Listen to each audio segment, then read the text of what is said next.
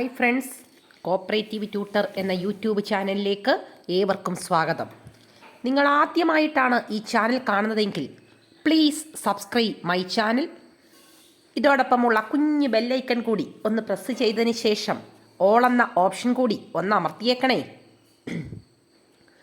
ഇന്ന് നമ്മൾ പഠിക്കാൻ പോകുന്നത് നമ്മൾ പഠിച്ചുകൊണ്ടിരുന്ന 500 ക്വസ്റ്റ്യൻസിൻ്റെ പാർട്ട് 11 ആണ്.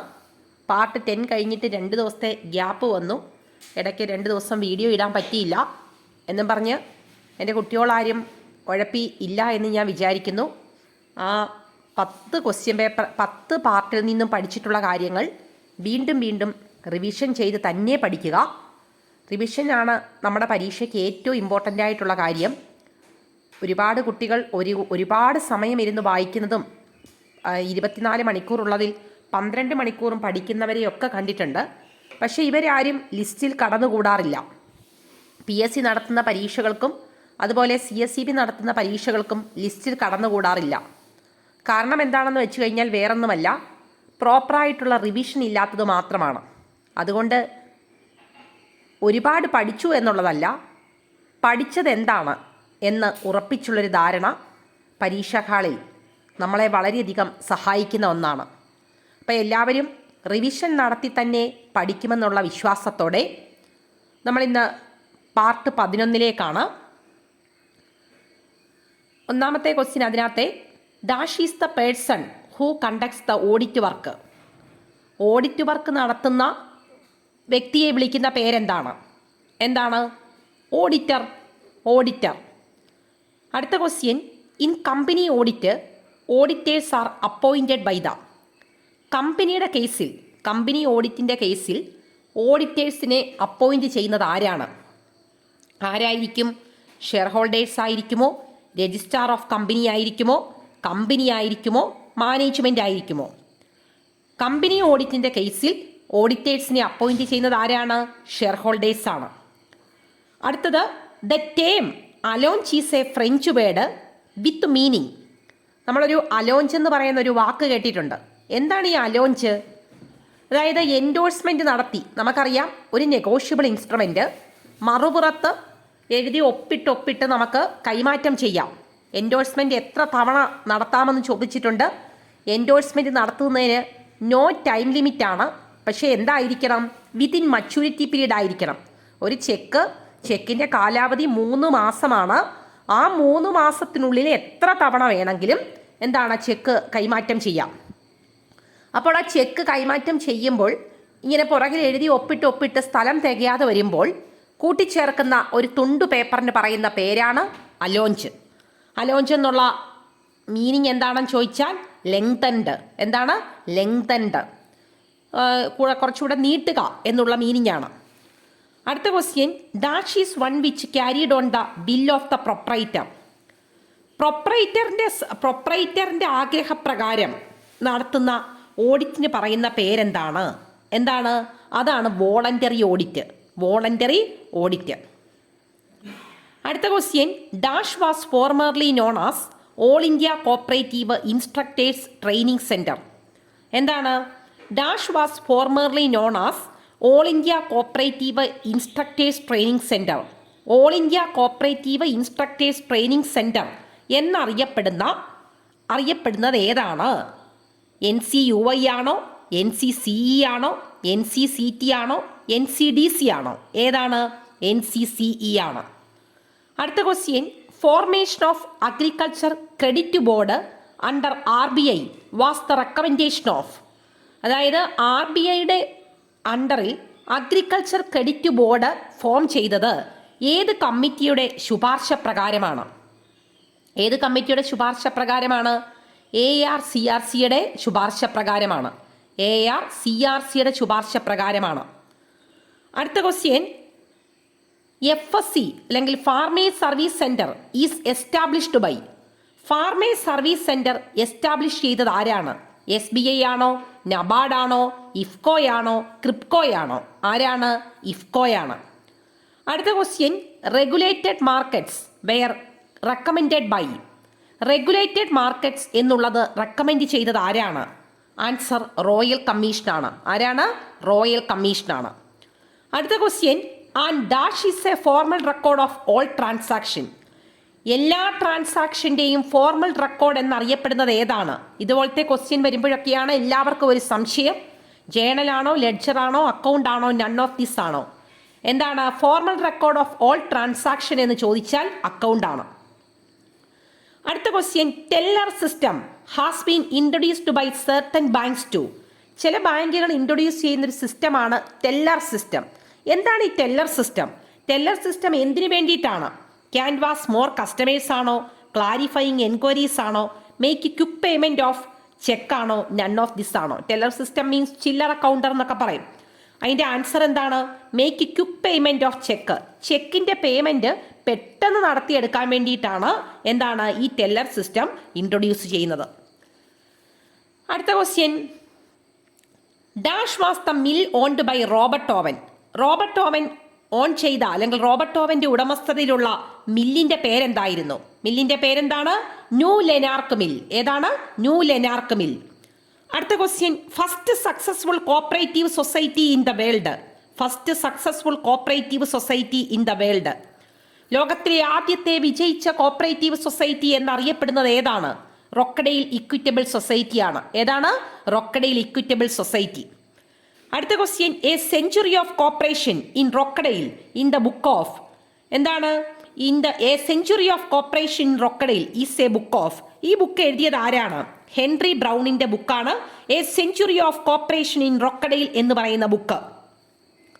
അടുത്ത ക്വസ്റ്റ്യൻ, അബ്സ്യൂൾ, women's guild etcetera are advocated by. അബ്സ്യൂൾ, വുമൻസ് ഗിൽഡ് എന്ന് പറയുന്നതൊക്കെ ഏത് രാജ്യത്തെ കോപ്പറേഷനുമായിട്ട് ബന്ധപ്പെട്ടതാണ്? ഏതാണ്? ബ്രിട്ടീഷ് കോപ്പറേഷനുമായിട്ട് ബന്ധപ്പെട്ടതാണ്. അടുത്തത്, tangible securities are needed for ലോണിംഗ്.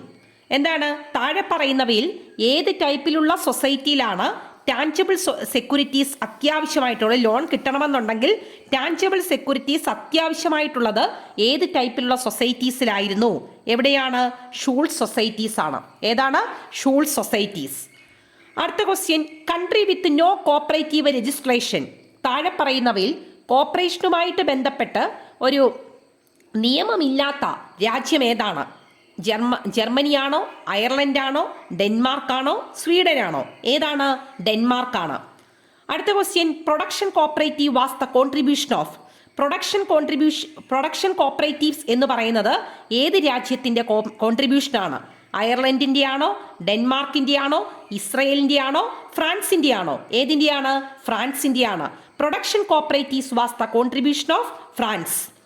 അടുത്തത്, the definition of primary credit society is given in dash section of KCS act. KCS ആക്ടിന്റെ ഏത് സെക്ഷനിലാണ് primary credit society is given? The definition of primary credit society is given in section dash of KCS act. KCS ആക്ടിന്റെ ഏത് സെക്ഷനിലാണ് primary credit സൊസൈറ്റിയെ പറ്റി നിർവചനം പറഞ്ഞിരിക്കുന്നത്? ഏതാണ് answer? Section 2 subsection OB.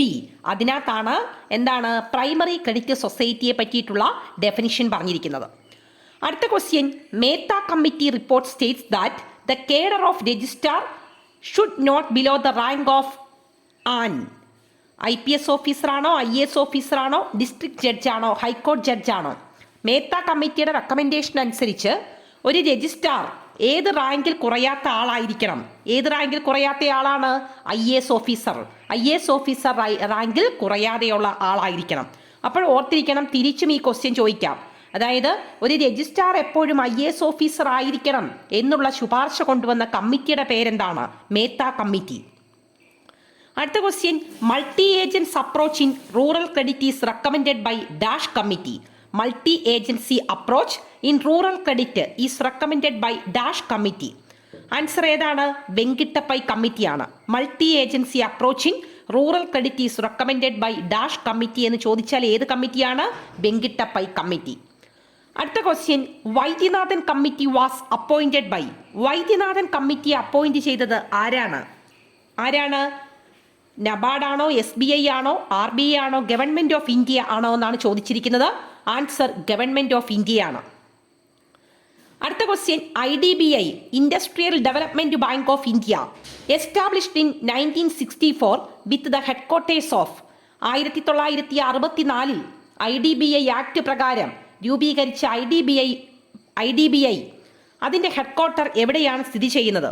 Answer മുംബൈയിലാണ്. അടുത്തത് DICGC is the subsidiary of DICGC deposit insurance and credit guarantee corporation. ഇത് ഏതിൻ്റെ സബ്സിഡറി ആയിട്ടാണ് പ്രവർത്തിക്കുന്നത്? ഏതിൻ്റെയാണ്? RBIയുടെ സബ്സിഡറിയാണ്. അടുത്ത question circle cooperative union was constituted under section dash of the KCS act 1969.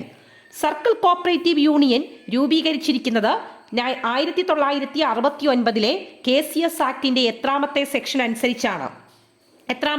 അനുസരിച്ചാണ്? സംശയമൊന്നും വേണ്ട, section 88 സർക്കിളാണ്. അപ്പോഴെത്രയാണ്? 4 വട്ടം എഴുതിയേക്കുവാണ്. 88 എന്ന് എഴുതിയിട്ടുള്ള നോക്കിയേ, 4 വട്ടമുണ്ട്. അപ്പോൾ ഇനി മറക്കുവോ? സർക്കിൾ കോപ്പറേറ്റീവ് യൂണിയൻ ഏത് സെക്ഷനാണ്? 88. അടുത്ത question who was the first chairman of SCU? അതായത് സ്റ്റേറ്റ് കോപ്പറേറ്റീവ് യൂണിയന്റെ ആദ്യത്തെ ചെയർമാൻ ആരാണ്? PG മേനോനാണ്. PG മേനോൻ. അടുത്ത question the term drawer, drawee and payee is associated with. Drawee and payee എന്ന് പറയുന്നത് ഏതുമായിട്ട് ബന്ധപ്പെട്ടതാണ്? പ്രോമിസറി നോട്ടാണോ, ചെക്കാണോ, ഡെലിവറി ഓർഡർ ആണോ, ഹുണ്ടീസ് ആണോ? ഏതാണ്? ചെക്കുമായിട്ട് ബന്ധപ്പെട്ട കാര്യമാണ്. അടുത്തത് കാംകോ ഈസ് ഫിനാൻസ്ഡ് ബൈ. എന്താണ്? കാംകോയ്ക്ക് ആവശ്യമായിട്ടുള്ള ഫിനാൻസ് പ്രൊവൈഡ് ചെയ്യുന്നത് ആരാണ്? KSCB ആണ്. കേരള സ്റ്റേറ്റ് കോപ്പറേറ്റീവ് ബാങ്ക് ആണ്. അടുത്തത് the maker of the bill of exchange is called. എന്താണ്? ബിൽ ഓഫ് എക്സ്ചേഞ്ച് എഴുതി തയ്യാറാക്കുന്ന വ്യക്തിയെ പറയുന്ന എന്താണ്? ഡ്രോയർ എന്നാണ് പറയുന്നത്, അല്ലെങ്കിൽ ക്രെഡിറ്റർ ആണ്. അടുത്ത question dash is A credit instrument. താഴെ പറയുന്നവയിൽ ഒരു ക്രെഡിറ്റ് ഇൻസ്ട്രുമെന്റ് ഏതാണ്? Bill of exchange, endorsement, draft, none of this എന്നൊക്കെ പറഞ്ഞു കൊടുത്തിട്ടുണ്ട്. ഏതാണ്? ബിൽ ഓഫ് എക്സ്ചേഞ്ച് ആണ്. അടുത്ത question adjusting entries and rectifying entries R passed through the. നമ്മൾ പല ടൈപ്പിലുള്ള എൻട്രീസ് പഠിച്ചിട്ടുണ്ട്. അതിൽ അഡ്ജസ്റ്റിംഗ് എൻട്രീസും റെക്ടിഫൈങ് എൻട്രീസും ഏതുവഴിയാണ് പാസ് ചെയ്യുന്നത്? ജേണൽ പ്രോപ്പർ ആണോ, സെയിൽസ് ഡേ ബുക്ക് ആണോ, പർച്ചേസ് ഡേ ബുക്ക് ആണോ, ക്യാഷ് ബുക്ക് ആണോ? ഏതാണ്? ജേണൽ പ്രോപ്പർ വഴിയാണ്. ഓപ്പണിംഗ് എൻട്രീസും ക്ലോസിംഗ് എൻട്രീസും അഡ്ജസ്റ്റിംഗ് എൻട്രീസും റെക്ടിഫൈങ് എൻട്രീസും പാസ് ചെയ്യുന്നത് ഏതുവഴിയാണ്? ജേണൽ പ്രോപ്പർ വഴിയാണ്. അപ്പോൾ ഇത്രയും ക്വസ്റ്റ്യൻസ് ആണ് ഈ 11ാമത്തെ പാർട്ടിൽ ഉൾപ്പെടുത്തിയിരിക്കുന്നത്. 10 പാർട്ടുകൾ വീണ്ടും പഠിക്കുക. നാളെ തന്നെ അടുത്ത പാർട്ട് ഉൾപ്പെടുത്താം. നവംബർ 14 എക്സാം നമുക്ക് നേടിയെടുക്കണം. നവംബർ 13 KS കാർഡ് ബാങ്ക് അതിൻ്റെ എക്സാം, അസിസ്റ്റന്റിന്റെ എക്സാം മാറ്റിവെച്ചിട്ടുണ്ട്. അതിൻ്റെയും അടുത്ത മാസത്തേക്കൊക്കെ പരീക്ഷ മിക്കവാറും നടത്തും. എന്ന് വെച്ച് കഴിഞ്ഞാൽ പരീക്ഷാ തീയതി പ്രഖ്യാപിച്ച ഒരു പരീക്ഷ മാറ്റിവെച്ച് കഴിഞ്ഞാൽ അധികം താമസിക്കാറില്ല. അതുകൊണ്ടാണ് പറഞ്ഞത്. അപ്പോൾ എല്ലാവർക്കും ഈ ഒരു ക്ലാസ് ഇഷ്ടമായെങ്കിൽ ലൈക്ക് ചെയ്യാനും ഷെയർ ചെയ്യാനും നിങ്ങളുടെ വിലയേറിയ അഭിപ്രായങ്ങൾ കമൻറ്റ് ബോക്സിൽ രേഖപ്പെടുത്താനും മറക്കരുത്. Thanks for watching.